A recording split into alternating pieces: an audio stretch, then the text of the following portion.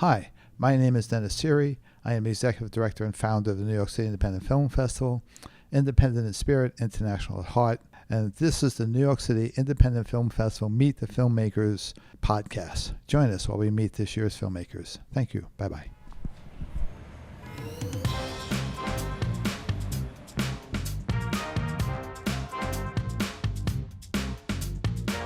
Hi, welcome and thank you. We're here with Rahad and Pierre. Thank you guys for joining us. Please introduce yourself and tell us a little bit about you. My name is Pierre. I'm the writer-director of Stakes is High. It's my first feature film. I'm based in Los Angeles. I started working in the film industry around 2003. At first, I was working on set as a production assistant and eventually worked my way up to being a local 600 second AC. So I was the guy hitting the slate in front of the camera, which often got me right up into the business of seeing directors work with actors and seeing DPs work with actors. And then after that, I shifted gears. After about 10 years of that, I shifted gears into post-production, where I worked my way up from being an assistant editor to an editor, local 700.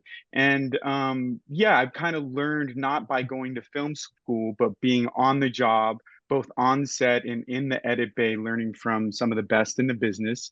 And it's all been preparation for this very moment for me to create this movie, knowing that I would have to wear a lot of hats because I would have limited resources.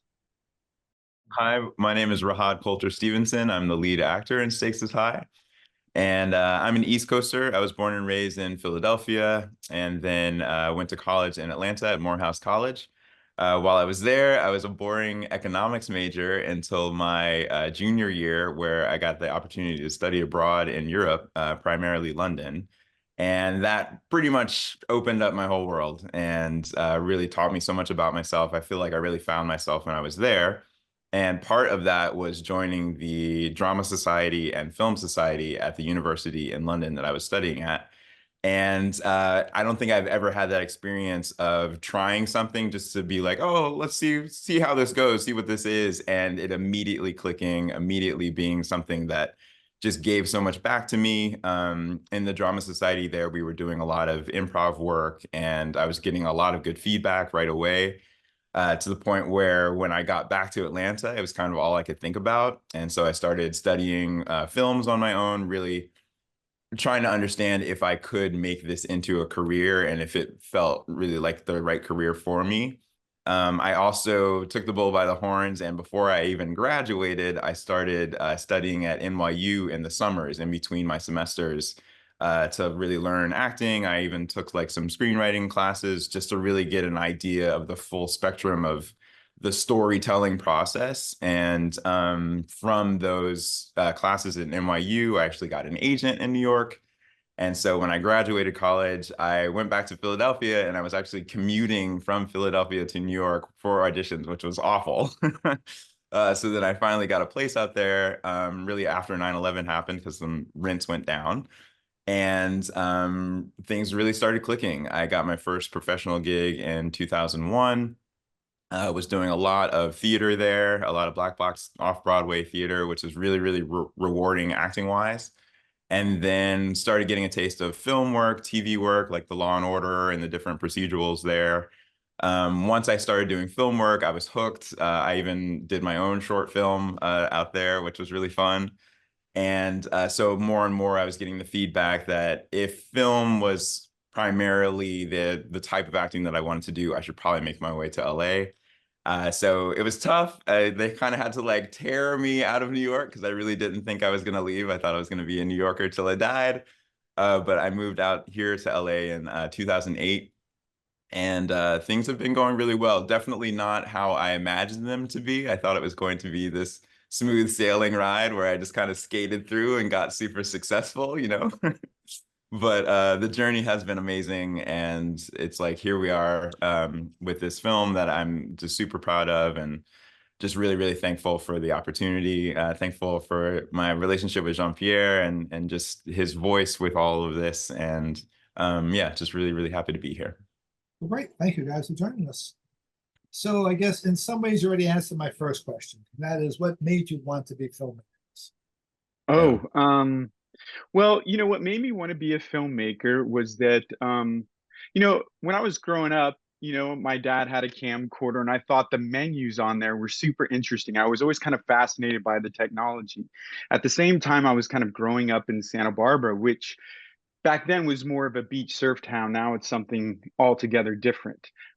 But there were always actors around, big actors. I'd work at the skate shop, and Michael Keaton would come in to get his rollerblades fixed. So there was always this proximity to the industry, but I still didn't have much confidence that I could make films or be a filmmaker. I had the interest. And eventually I mustered up the courage, probably after meeting my wife, Shaz, and all of her wonderful friends and seeing it become more and more real in a social environment. And when I made this short film, I set out emotionally to capture the breakup of a relationship. And I shot on Super 8, so there was no sound. And I just worked from instinct. And when I had put this film together, when it was all finished, I could see that the emotional energy and the story that I wanted to tell was there on the screen without words. And I had done all of this just from my gut. And when I saw it working like that, in the same way that you see a painting and the meaning to you is so clear, even though there are no words. And when I saw that in my own work, I thought, oh, this might be something for me.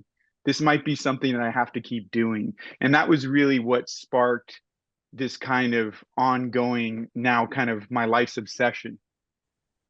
I think for myself and Jean-Pierre, we just have such a massive love for movies pretty much our entire lives. Growing up, I felt like movies were my teachers in life. I was raised by a single mom, so there was a lot of time where parents weren't home and I was just kind of learning by watching. And I think that having it in my life for such a long period of time has really just created a love for it. It just feels like second nature. And then once we started actually working on films, just the magic of that process and how everybody has like their own kind of minute responsibility that they work really hard on, and it comes together and you have this living creature of a film. I love that. I can't get enough of it. So Okay, all right, cool.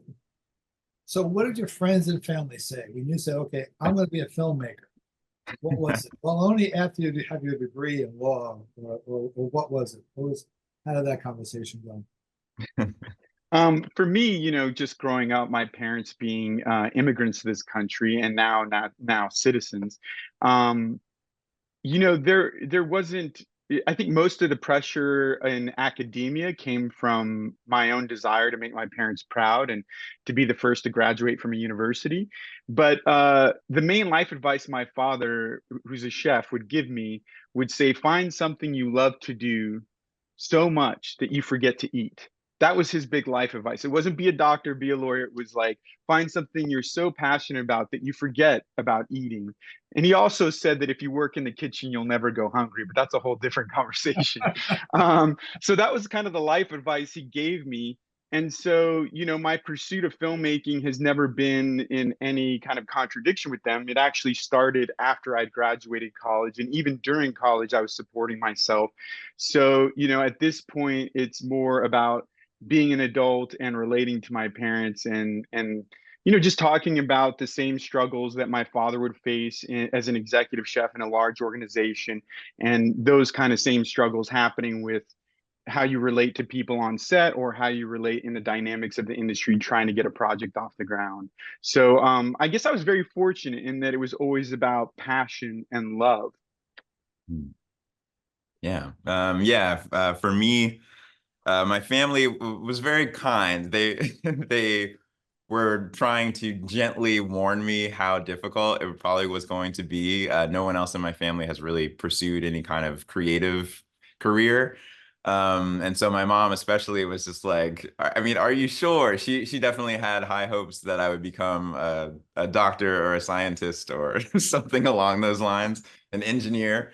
And so she really saw the potential in me. She really instilled in me that I could do anything that I really set my mind to. And so when she saw my conviction that I just really, really felt in all of my bones that this is what I was meant to do, she was actually supportive of it. She just gave me a long warning prep talk beforehand. But once she saw that look in my eye, she was like, okay, go ahead. You can do this. I believe in you. So That's cool. So I mean, you're in LA, so it might be a little redundant, but do you have a support group, a village of people that you surrounded by that you have? No, there's no one that's ever helped. No. Yeah, I know. No, There's I nobody mean, in LA who makes movies, man. What are you talking about? it's so hard to find people that make movies in Los Angeles. Actually, it's kind of the reverse, where so many people do make movies that there tends to be a little bit of a jaded attitude, or, sometimes it's really about, a lot of filmmaking is working in isolation. The writing and the editing, these two very long processes happen on your own. And as you start to go make a movie like this with limited resources, sometimes you forget about all the people that you know that are willing to help you out, that really love you and are dear to you. So I think that's the kind of hard part, is you have to remember you're part of this bigger community, and even when you're working in isolation, that your artistic voice has value and that people value you, and that if you do approach them with a specific ask, that they will help you achieve that. So yeah, I think the key is just being very specific about what you need from your community, and then that's the best way to make it come to fruition. yeah, that's really well said. I don't have much more to add on that, actually. You concur. Yeah, really well said. Okay, cool. All right. So what made you decide to make this movie? I guess that's more to you, Jean-Pierre, because Yeah, well, it all began when I made a short film called Melody with Rahad. And what happened is it was a 3-day shoot. And on the third day, we had such a shorthand and such a lovely rhythm that I thought to myself, well, we could keep going. We could keep doing this. And if we kept doing it, 2-3 weeks, we'd have a feature film. So the short film Melody planted the seed for making a feature film with Rahad. And I'd written one that was about gentrification in my neighborhood. I live on the east side of Los Angeles in a neighborhood called Silver Lake, which has become very popular. I've lived here since 2003, and of course, I've seen it change drastically. Everyone in New York is probably used to that. Probably what happens here in 10 years happens in New York in 6 months. But I wanted to tell this story about how the community is what makes a neighborhood great are the people, not necessarily the buildings. And so I wrote this script and realized, well, this is going to cost a little bit of money, and nobody's going to give me money. I just, no, I'm not going to be plucked, and I have no there's no nepotism, there's no independent wealth. So I started strategizing, like, what can I make for no money? What can I do around town that I can get away with only a few people? And I was listening to the radio, and I heard this program about a group of Lyft and Uber drivers that were living in their cars.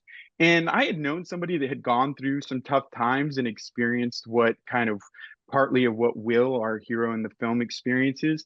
But I thought that was like bad luck. We all have friends, and we've all had moments in our lives where we have bad luck. But when I heard this story, I was like, oh, well, maybe there's something else going on here. Maybe these apps are engineered a little more than just their functionality on the phone. And so then I started researching about how these apps actually work and how the money works. And then, of course, I'm somebody that, if you know me, I'm always striking up conversations, particularly with people in the service industry that I come across. So every time I would take a Lyft or Uber, I'd ask them questions. Hey, do you really make money doing this? Like, how do the bonuses work? And then I would get these very clear answers from the people using the apps. And then, so yeah, this started the gears turning, and I started writing. And then, of course, I did a reading, and that expanded kind of what I needed to do to develop the characters in the world. And yeah, ultimately, I just wanted to show somebody that made one poor decision, and then how that one poor decision, no matter what they did, every decision after that, even if it was the best case scenario, the best decision for them just kept pushing them downward and downward and downward. And the beauty of doing that with a film that's about a Lyft, Uber, rideshare driver is that anywhere you park the car could be your location. So there was a certain freedom in where we could shoot and how we could shoot that gave us the ability to actually execute the film. and Yeah. I feel being in it. Felt amazing. I mean, honestly, I couldn't have been happier. It was like the perfect role. and that really showcased a lot of my acting range. And then it was written by a friend who also knows me, and I understand his voice, and we really see eye to eye on so many things and share a similar perspective. And so yeah, just that being the opportunity, my first real like lead role in a feature film, I couldn't be happier. It was perfect. Okay, great. So the next question I'm going to combine. What was the hardest part and what was the most fun part of making this movie? For me, the hardest part of making a movie under these circumstances with a very limited resources is that you have to set the start date before the pieces are in place. So you have to tell everybody you're going to start shooting on this date. And you may not have your cinematographer. You may not have all your cast. You may just have your producer and yourself. And if you're lucky, you have somebody as talented as Rahad as your lead actor. And you know that at least with this combination of people, that you're going to get something going.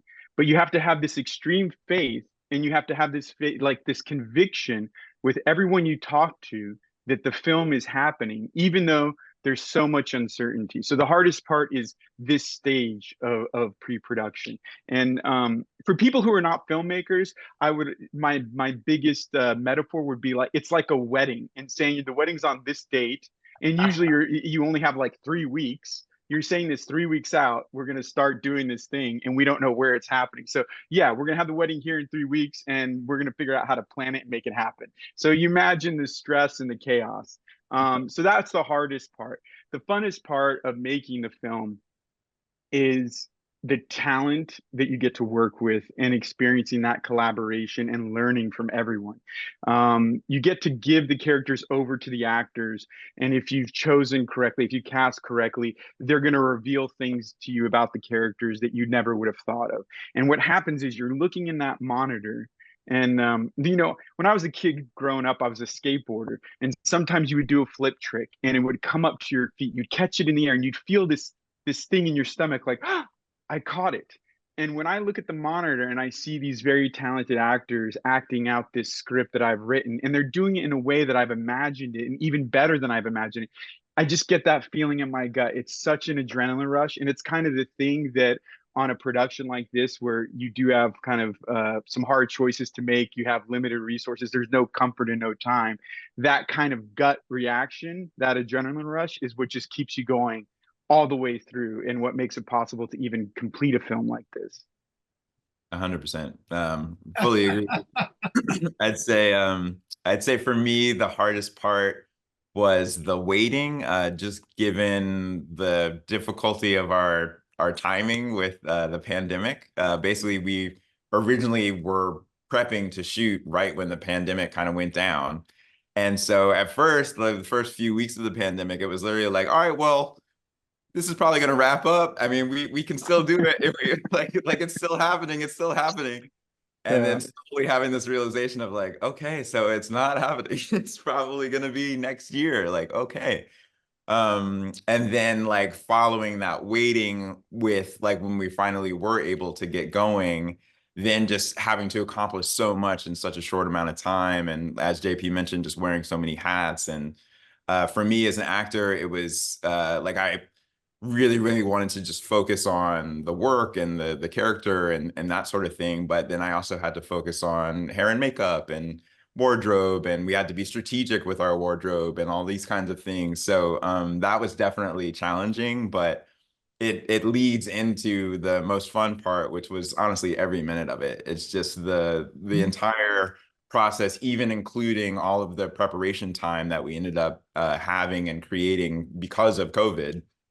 Where we really got to like go into depth with the character, all these different story arcs. It really just, I feel like, accentuated everything that we did when we were actually filming. And that process, it's like JP mentioned earlier, when we shot the short film Melody, it's like we just had this electricity going, and our communication was great. Our creative ideas just felt really in sync. It was like he would come up with something and I'd be like, oh yeah, I got it. That gives me an idea, and vice versa. And so just working in that kind of environment with somebody who you trust and really really trust the vision. Like the whole way through, I knew Jean-Pierre just had an incredible vision, and I knew that if I could just give everything that I could give, that vision would be a beautiful thing. So yeah, just really, really enjoyed it. I cherish that filming process so much. Cool, that's great. All right, so this is what to you, Jean-Pierre. So you finish a project and you put it out in the world and you say, okay, that baby's gone. Are you the kind of filmmaker that sits there and says, okay, that baby's gone.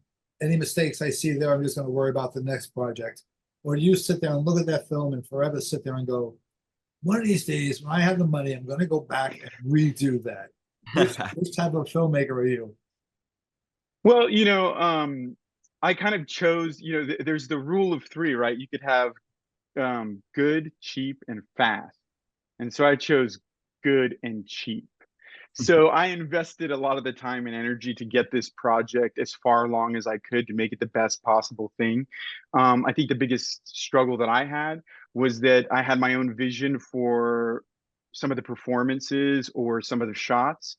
And because of the circumstances, things went a different way. And so when I was initially editing, I was still focusing on my vision from before the shoot. And it took me a while to like kind of cleanse myself and just be able to see the performances that were there. And that's, I think, what, I learned when they say that 90% of filmmaking is casting. Because if you cast the right actor, even if they're not doing things exactly the way you imagine, they'll understand the story and they'll give you a complete performance so that when you get into the edit bay, even if it's something that wasn't exactly the way you wanted it to be, it's a complete performance. And if you can see it more as an editor than the director with the vision, then you can make the most of the film. And so that's kind of what I did with this movie. It took me a while to have that revelation and then to implement that in the edit. But for me right now, when I watch the film, and it's a curious thing because you can watch it on like a Vimeo link and you'll see it one way, and then you can watch a DCP projection and you'll see it another way. And there are moments where I go, I probably would have taken one frame out there or one frame out here. There's still those kinds of things. But, for me, I lived with this film. It's such a representation of a journey and a growth, and my first kind of statement in the feature film realm. But I'm just looking forward. My hope is to make the next one and the next one and the next one. So I feel like Rahad and everyone that was involved in the production, that we really smashed it. We smashed the space. We took a very small documentary style crew and we made a film that just speaks so much further than what the production and the budget would imply. And so I'm just so proud of the film that I honestly have no regrets. My only regret would be that I wish I could have made it faster. That's it. Yeah. Yeah, I hear that. Yeah, I'd say similarly for me, I'm so just happy with the film. It really exceeded my expectations. I wasn't really sure what to expect, honestly. But then of course, yeah, it's like every time you watch it, you see things of like, oh man, I would love another crack at that, or like I would maybe try it this way, or maybe a little something different, but especially because the goal of this film was to make it to really showcase what we can do, and to really just to learn, especially to learn from our mistakes. I just feel like we did accomplish that, and so thus we were successful. Okay, great. Now, in the indie film world, I'm not talking about the film world, but the indie film world, we know we're not going to become rich. Wait, what? Shocking. Shocking. Yeah, really. Nobody's going to buy private jets and mansions making money from making an indie film. So what does success look like to you? To say I'm a successful indie filmmaker, what would that look like and sound like? For me, it's very simple. Being able to make the next movie, that's success. Huge. That's huge. And then for me, I'd say finding an audience, finding an audience that really can see the film for what it is and appreciate the film for what it is. And even maybe getting the respect of our peers, especially those peers that do work with bigger budgets, but just being able to really see what we've accomplished. That feels successful. All right, this actually is my last question. So somebody comes along and goes, Uncle Jean-Pierre, Uncle Rahad, I'm going to be a filmmaker. What would you say? I was talking to my wife Shaz about this, and I was gonna say, don't do it. And she said, you can't say that. And I was like, no, that would be my joke. That would be my joke. No, honestly, I would say, even if it's not a little child, if it's somebody, I mean, filmmaking is so hard that I think if you're gonna survive, if you're gonna actually survive to making a great film, that it just has to be a passion that's bigger than a hobby. And my true advice, if you're on that path already, if you know that that's your path, is that there are no excuses. So I would love to do this, but does not exist. So whenever you say that, you have to write down what you need, and then you have to ask your community of friends about how to get the thing that you need. I don't want to do a reading because the script's not ready. Well, another thing is the script is never finished. Even when you give the script to the actors, even when they have the sides on the day, the only time the script is finished is when you've completed shooting, because the actors are bringing it to life and the script is going to shift based on them. So the sooner, if you really do love it, no excuses and run towards it. It just takes so much time to make a film. It's so hard. It's hard to make a bad film, let alone a good one. And you're going to make a bunch of bad ones. You have this gap between your taste and your ability. And your first film, the gap's really big, but each film, it gets closer and closer. So you also have to be patient. So no excuses and just run towards it. But you have to have a passion that's unrelenting, because the rejection is constant. It's a norm. The rejection is a norm. So it's not like, well, if I get selected for this lab or this festival, it's like, no, assume you're not going to get selected for anything. Make your plan that way and keep making movies.